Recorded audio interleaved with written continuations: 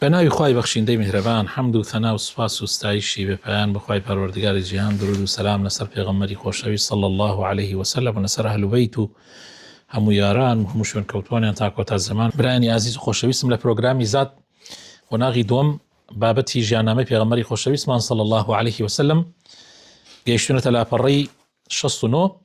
ئەمڕۆ بابەتەکەمان خلق رسول الله صلى الله عليه وسلم. خلق رسول الله صلى الله عليه وسلم. الخلق أي السجية والطبيعية والمروءة، والمراد به صورة الإنسان الباطنة، والمراد بحسن الخلق تحصيل الفضائل وترك الرذائل. وقد سئلت عائشة رضي الله عنها عن خلق رسول الله صلى الله عليه وسلم فقالت: كان خلقه القرآن. ولقد كان صلى الله عليه وسلم يتصف بكل صفة حميدة مذكورة في القرآن، ويجتنب كل خصلة ذميمة مسطورة فيه. وصدق الله تعالى إذ قال فيه: وإنك لعلى خلق عظيم. وقال ابن كثير: ومعنى هذا أنه صلى الله عليه وسلم صار امتثال القرآن أمرا ونهيا سجية له وخلقا، فمهما أمره القرآن فعله، ومهما نهاه عنه تركه. هذا ما جبله الله عليه من الخلق العظيم، من الحياء والكرم والشجاعة والصفح والحلم وكل خلق جميل. قالت عائشة رضي الله عنها: لم يكن رسول الله صلى الله عليه وسلم فاحشا ولا متفحشا ولا صخابا في الأسواق، ولا يجزي بالسيئة السيئة، ولكن يعفو ويصفح. باسە كمان باسي روشتي رسول الله صلى الله عليه وسلم. خلق لزمانی عربية بمعنای سجية. سجية يعني خو ناوك ناوة، يعني ناوك. طبيعة يعني سروشت. مروءة بكردايتي خوان بيان مروات يا بيان الله بي أوترم مردايتي. وما بس ليرة ناوة إنسانة، ناخي إنسانة، شيوي ناوة إنسان كاتي أوتري حسن الخلق، ما بس بدا سيناني كردوا تشاكا كانوا ودور كوتنەوە لە خراپەکان. پرسیار لە دایکی ئیمانداران کرا عایشە خوای لە ڕازی بێت، خێزانی رسول الله صلى الله عليه وسلم، دەربارەی ڕەوشتی پێغەمبەری خوا صلی الله عليه وسلم فەرمووی ئەخلاقی پێغەمبەر قورئان بووە. واتە یعنی پێغەمبەری خوا صلی الله عليه وسلم هەموو صفەتێک کە لە قورئانە بە جوانی باس کراوە لە پێغەمبەرە هەبووە، هەموو صفەتێکیش کە لە قورئانە بە خراپی باس کراوە پێغەمبەر خۆی لێ دوور گرتووە. بۆیە خوای تعالی فەرمێ: وإنك لعلى خلق عظيم. بەڕاستی ئەی پێغەمبەری خوا صلی الله عليه وسلم تۆ لەسەر ڕەوشت و ئەخلاقێکی زۆر مەزن و گەورەی. ابن كثير ئەفەرمێ معنای ئەم هینە چییە؟ یعنی ئەی پێغەمبەری خوا تۆ صار امتثال القرآن أمرا ونهيا سجية له وخلقه. يعني قرآن أمركان والنهي كان قرآن بوت خو ڕەوشتی پێغەمبەری خوا صلی الله عليه وسلم. هەر ئەمرێک لە قورئانە هاتبێ پێغەمبەر جێبەجێ کردووە، هەر نەهیەک لە قورئانە کرابێ پێغەمبەری خوا صلی الله عليه وسلم دووری لێگرتووە. ئەمەیە ڕەوشتی گەورەی مەزنی پێغەمبەری خوا صلی الله عليه وسلم کە بریتیە لە حیا، قیمەی حیایی بووە پێغەمبەری خوا صلی الله عليه وسلم. بەخشندەی پێغەمبەری خوا صلی الله عليه وسلم زۆر بەڕێز و بەخشندە بووە. شجاعەت و زیرەکی و شجاعەت ئازایەتی لە قیمەیە بۆ پێغەمبەری خوا صلی الله عليه وسلم. لێخۆشبوون ئەوە باسی مەکە، نەرمونیانی ئەوە هەر ئیتر کەس نەبوو ئەو نەرمونیان بێ. هەموو خولوقێک قیمە و لوتکەکەی لە پێغەمبەرە هەبووە صلی الله عليه وسلم، خولوقی جوان. بۆیە فەرمێ: إنما بعثت لأتمم مكارم الأخلاق. من نێراوم بۆ ئەوەی ئەخلاقی جوانترین ئەخلاقەکان لەناو خەڵکا تەواو بکەم. پێغەمبەران هەرێکێک بەشێکیان تەواو کردووە، محەممەد هاتووە صلی الله عليه وسلم هەر هەمی تەواو کرد. دایکمان ئیماندار، دایکمان عایشە خوای لێ ڕازی بێ فەرمێ، دایکی ئیمانداران ئەفەرمێ پێغەمبەری خوا صلی الله عليه وسلم هەرگیز فاحش و متفحش نەبووە، یعنی نە کرداری بێئەدەبانەی کردووە و نە قسەی ناشرین و بێئەدەبانەی کردووە. و دەنگی هەرگیز لە بازاڕەکانە دەنگی بەرز نەکردوێتەوە، هاواری نەکردووە. و بەرامبەر بە خراپە قەت خراپەی نەکردووە، بەرامبەر بە خراپە دایمەن چاکەی کردووە، یعنی لێبوردە بووە، بەخشیندە بووە. بله ابن عثيمين قال الشيخ ابن عثيمين رحمه الله: حسن الخلق أي حسن الخلق مع الله وحسن الخلق مع عباد الله. فأما حسن الخلق مع الله فأن تتلقى أحكامه الشرعية بالرضا والتسليم، وأن لا يكون في نفسك حرج منها ولا تضيق بها ذرعا. فإذا أمرك الله بالصلاة والزكاة والصيام وغيرها فإنك تقابل هذا بصدر منشرح. أما حسن الخلق مع الناس فإنه كف الأذى والصبر على الأذى وطلاقة الوجه وغيره. ابن عثيمين رحمة الله عليه بفرمي حسن الخلق چییە؟ حسن الخلق ئەوەیە کە ئینسان لەگەڵ خوایە ڕەوشتی جوان بێ و لەگەڵ عەبدەکانی خوایشە مەخلوقاتی خوایشە ڕەوشتی جوان بێ. ڕەوشجوانی لەگەڵ خوایە ئەوەیە کە حکمە شەرعیەکانی خوای پەروەردگار وەرئەگری بە ڕازیبوون و تەسلیمبوون ملکەچی لەناو دڵتیشتا هیچ شتێک نییە، حەرەجێک ناو دڵتا نییە بەرامبەری. خوای گەورە فەرمووی نوێژ بکە، زەکات بدە، ڕۆژوو بگرە، حەج بکە، هیچ وەریەگری و تەسلیمی بە دڵێکی فراوانەوە.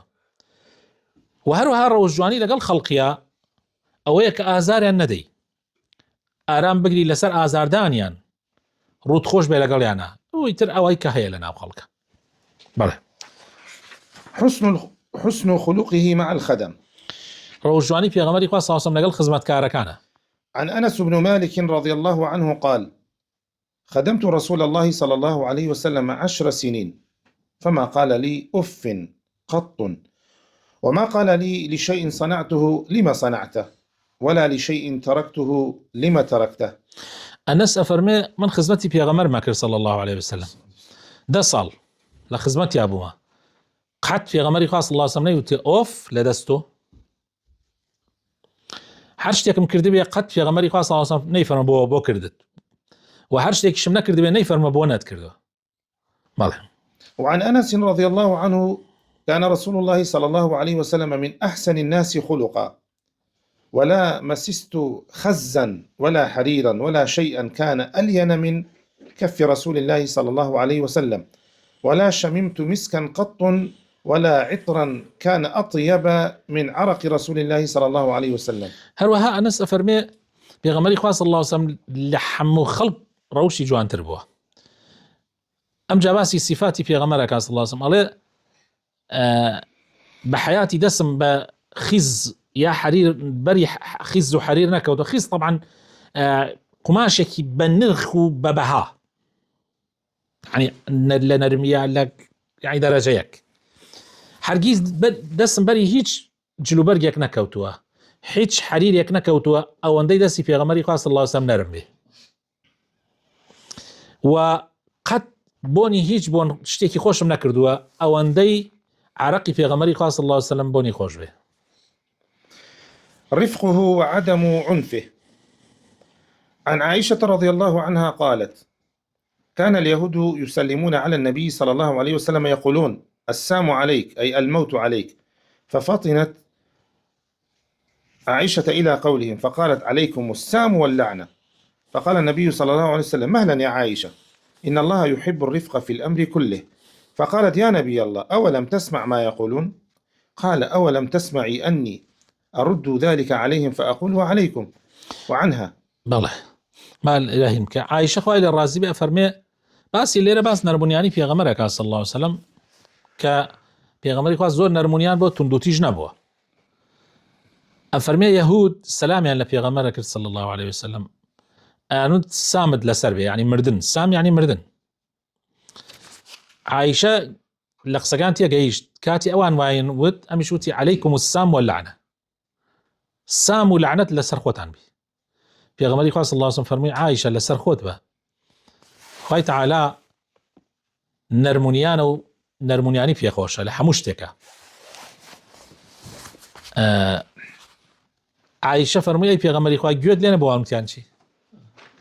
فەرمووی ئەی گوێت لێ نەبوو من چۆن وەڵامیانم دایەوە؟ ئەوان وتیان هەرچیان وتوێ من وتمە عەلەیکم وعەلەیکم، لەسەر خۆتان. ئیتر خێران وتوێ من نەوتمە لەسەر خۆتان، خراپیشان وتوێ من نەوتمە لەسەر خۆتان، يعني بۆ خۆتان بگەڕێتەوە. وعنها رضي الله عنها قالت: ما ضرب رسول الله صلى الله عليه وسلم بيده شيئا قط إلا أن يجاهد في سبيل الله، ولا ضرب خادما ولا امرأة. وعنها رضي الله عنها أنها قالت: وما انتقم صلى الله عليه وسلم لنفسه إلا أن تنتهك حرمة الله فينتقم لله بها. بله هروها عائشة خوای الرازي بفرمي قد پیغمبری خواه صلى الله عليه وسلم بدستی لهیچ کسی نداوه مگر لجهاده قد نيدا لخدمت کار قد نيدا لجن و هروها فرمي پیغمبری خواه صلى الله عليه وسلم هرگیز بو نفسی خوی طولي نکردوتەوە مگر حرمتك لحرمتكاني خواه بيرزيك برانبر بخوا كرابه. بله. وعن أبي هريرة رضي الله عنه أن أعرابيا بال في المسجد فثار إليه الناس ليقعوا به، فقال لهم رسول الله صلى الله عليه وسلم: دعوه وأهريقوا على بوله ذنوبا من ماء أو سجلا من ماء، فإنما بعثتم ميسرين ولم تبعثوا معسرين. كابرايك يا عربي ميزي كلا مزقوتي في غمرة صلى الله عليه وسلم خلقي تربون يعني بو أوي يعني فلا ماري عندها بكرديكي في غمرة صلى الله عليه وسلم فرمي وازي لي بينا برون ميزاكي فيما برن توزي أو كنا سر ميزاكي أو طاو يواني الراون بار سكر بن لسر خلق نك بار قران كربن.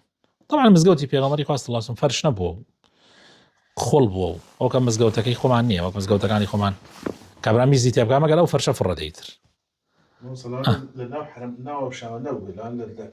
نانە هەر لە ناو مزگەوتە هەر لە ناو مزگەوتە لە پەنایەکە بەڵێ سخاؤه صلى الله عليه وسلم. سەخیەتی پێغەمبەری خوا صلى الله عليه وسلم.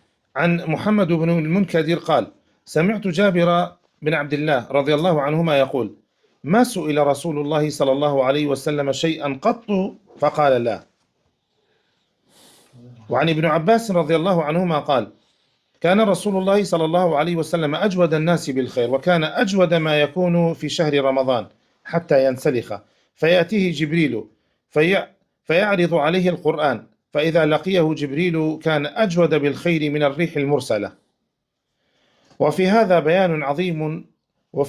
بيان عظيم سخائه وغزارة جوده. بله السخيتي في غمري صلى الله عليه وسلم محمد بن المنكدر أجرته أفرمي جملة جابر بو فرموي في غمري صلى الله عليه وسلم حرقيز داواش تكيلك رابي قد نيوتونا ترسي السخاوة كيف كان روجي كان جبيكي جوانيا بو هنابو بهدية تعيبت يعني بو إلى جمعة كان أبي كاتبر كابرايك هر كردي بري في غمري صلى الله عليه وسلم بيني يكسوتي چند جوان أي في غمري نام دايتي يكسر في غمري صلى الله عليه وسلم شو مال جوبك ونقي خوي كذا برو أو قام كذا دس كابرا. طبعا وانا الصحابة كان زول يتوربون مثلا بو واتكردو بو في خد نازاني في غمري صلى الله عليه وسلم قد نالنا خوشي زور بيوسي بيتي وتي والله من حزم كردي لبروي بيك ما كفن بوخم.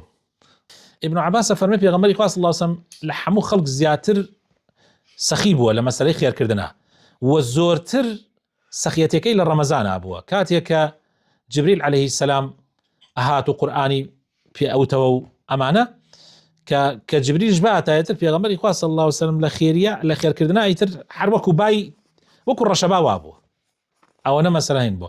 طبعا أما باسي واكا كتشن في غمري خواه صلى الله عليه وسلم سخاء كي زور بوه تشن خير كردنا كي زور بوه. بله. وعن أنس بن مالك رضي الله عنه قال: كان النبي صلى الله عليه وسلم لا يدخر شيئا لغد، وهذا يدل على قوة توكله صلى الله عليه وسلم على الله سبحانه وتعالى. وأما ما جاء في الصحيحين أنه صلى الله عليه وسلم كان يدخر لأهل قوت سنتهم، فقال ابن حجر: إنما جاء من ضرورة الواقع، لأن الذي كان يدخر لم يكن يحصل إلا من السنة إلى السنة، لأنه كان إما تمرا وإما شعيرا، فلو قدر أن شيئا مما يدخر كان لا يحصل إلا من سنتين إلى سنتين لاقتضى الحال جواز الادخار. لأجل ذلك والله أعلم. فرمي في غمري خواه صلى الله عليه وسلم حرقيس اشتهلنا عقد بو بياني يعني اشتخرنا عقد بو بياني يعني أو عندما مثلا توكلي هبو بخواي پروردگار بلام أو حديثي كأفرمي في غمري خواه صلى الله عليه وسلم بشي صالك اشتخرا كرت كلا الصحيحين هيا. طبعا لما أنا أفرمي في غمري خواه صلى الله عليه وسلم اشتي خڕناکرد بۆ بەیانی هەڵ ناگرت بۆ بەیانی لەوێشە ئەفەرمێ پێغەمبەری خوا صلی الله عليه وسلم بەشی ساڵێکی دایمەن لە ماڵە ئامادەهی نەکرد هەڵەگرت لە ڕووکەشە ئەم دوو فەرمودەیە دژ بەیەکن جا بۆ ئەوەی لیان تێبگەین چۆن کۆیان بکەینەوە چۆن جەمعیان بکەین هەندێک لە زانایان وتویانە ئەو حەدیثەی کە ئەفەرمێ بەشی ساڵێک شتی هەڵگردووە کە لە بوخاری و موسلیمە هەیە فەرمویانە ئەوە بۆ لە سەرەتاوە بووە لەو کاتە بووە کە فتوحات نەبووە کە داهات زۆر نەبووە لە خەزێنەی دەوڵەتە لەو کاتانە بووە بەڵام ئەو کاتەی کە خوای پەروەردگار فتوحاتی کرد و داهاتێکی باش هەبوو لە خەزێنەی دەوڵەتە یعنی بەردەوام خێر و بێر ئەهات بۆ مسلمانان ئەو کاتە پێغەمبەری خوا صلی الله علیه وسلم بەشی بەیانی هەڵناگرت ئەمە جۆرێک لە یەکدانەوەیە جا زانایان لە یەکدانەوەی تریشیان کردووە مبارەک فوری ئەفەرمێ پێغەمبەری خوا صلی الله عليه وسلم شتی هەڵناگرت بۆ بەیانی چونکە ئەمەنە اعتمادی و تەوەکولی لەسەر خوای پەروەردگار هەبوو پشتی ئەمەنە بەخوا گەورە ئەبەست بۆیە هەڵی ناگرت ئەڵێ ئەمە دژی ئەو حەدیثەی تر نییە کە ئەفەرمێ بەشی ساڵێکی هەڵەگرت چونکە پێغەمبەری خوا صلی الله علیه وسلم خۆی خازن بووە دابەشکەر بووە بۆ خۆی هەڵی نەگرتووە بەڵام بەشی خەڵکی تری هەڵگرتووە و هەر کاتێک بەشی خۆی بەهاتایە دابەشێک لەسەر مسلمانانە ئەمە لە یەکدانەوەی مبارەک فوری ابن دقيق العيد ئەفەرمێ چی ئەفەرمێ حەدیثی یەکەم کە هیچی یعنی بەشی بەیانی هەڵناگرت ئەمە بۆ خۆیەتی بەڵام حەدیثی ئەوەی کە ئەفەرمێ بۆ کەس و کاری بەشی ساڵێکی هەڵەگرت ئەڵێ ئەوە بۆ خەڵکی ترە ئەوانەی کە لەگەڵ پێغەمبەر هاوبەش بوون ئەوەکو ژن و کەس و کاری ئەگەر ئەوان نەبووایان پێغەمبەری خوا صلی الله عليه وسلم هەر هیچی هەڵناگرت بۆ خۆی ئەمە لە یەکدانەوەی ابن دقيق عيدە حافظی ابن حەجەر ئەفەرمێ ڕەحمەتی خوای لێبێ ئەوەی کە مامۆستا سۆران خوێندیەوەی ئەفەرمێ پێغەمبەری خوا صلی الله عليه وسلم کاتی ئەڵێ ساڵێک شتی هەڵگرتووە ئەمە لەبەر واقع چونکە ضرورەتی واقع وات پێەکە کە هەڵیگری لەبەر ئەوەی ئەمە بۆ ئەو شتانەیە کە ساڵی یەک جار هەیە ساڵێکە یەک جار هەیە بۆ نمونە گەنم ساڵی یەک جار هەیە بۆ نمە خورما ساڵی یەک جار هەیە ئەمە قوتانەی کە ساڵی یەک جارە تۆ ناچاری پێت ناکرێت ئەگەر هەڵی نەگری نییە بەیانی لە بازاڕە نییە نایەتە بەردەست بەڵام ئەو شتانەی کە بە بەردەوامی تێت ئەوە هەڵی ناگرت پێغەمبەری خوا صلی الله عليه وسلم ئەگەر حتا ئەڵێ ابن حەجەر ئەفەرمێ ئەگەر چشت وا هەبوایە 2 ساڵ جارێ یان 3 ساڵ جارێ بوایە پێغەمبەری خوا بەشی 3 ساڵ و 2 ساڵ بەڵام نەبووە هەر 1 ساڵە بووە ساڵانە بۆیە بەشی ساڵێکی هەڵگرتووە قەستەڵانی ئەفەرمێ چی ئەفەرمێ ئەوەی کە ئەفەرمێ بەشی ساڵێکی ماڵ و مناڵی هەڵەگرت ئەمە بۆ کەسوکارەکەی لەبەر ئەوەی ئەوان وەکو پێغەمبەر نەبوونە لە تەوەکولیانە اعتمادیان وەکو پێغەمبەری خوا نەبووە صلی الله عليه وسلم پێغەمبەری خوا صلی الله عليه وسلم هەندێک شتێ تایبەت بۆ خۆی بووە تەشریع نەبووە بۆ ئومەتەکەی ئەوەی بۆ خۆی مەسەن بۆ خۆی بەشی بەیانی هەڵنەگرتووە بەڵام بۆ مەناڵەکانی بۆ خێزانەکانی بۆ کەسوکارەکەی ناچار بۆ بەشی چونکە ئەوان ئیمانیان وەک پێغەمبەری خوا نەبووە صلی الله عليه وسلم تحملیان خەڵکی تر تحمل ناکات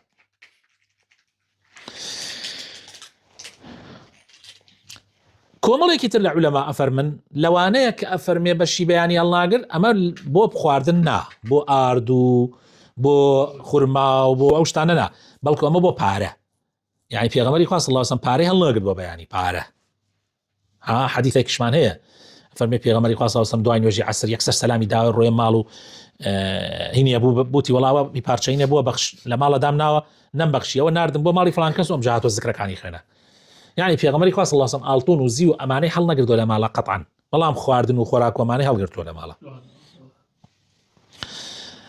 کەوا بوو بە کورتی و بە مختصری پێغەمبەری خوا صلی الله عليه وسلم زۆر بەخشیندە بووە زۆر هەرچی هەبووە زۆربەی جار دایەتی خەڵکی بەڵام لێرە پێغەمبەری خوا صلی الله عليه وسلم احتیاطی داناوە کاتێک بۆ خۆی هەڵی نەگرتووە بەڵام احتیاطی داناوە کە هەندێک شت لە ماڵە بێ نەکای کێ بێداواکە نەکا مسلمانی احتیاجی بێت معلومة وكل حديث أفرمي من أجر لو كان لي مثل أحد ذهب أجر وكو أحد ألطنم هبه ما يسرني أن لا يمر علي 3 وعندي منه شيء إلا شيء أرصده لدين.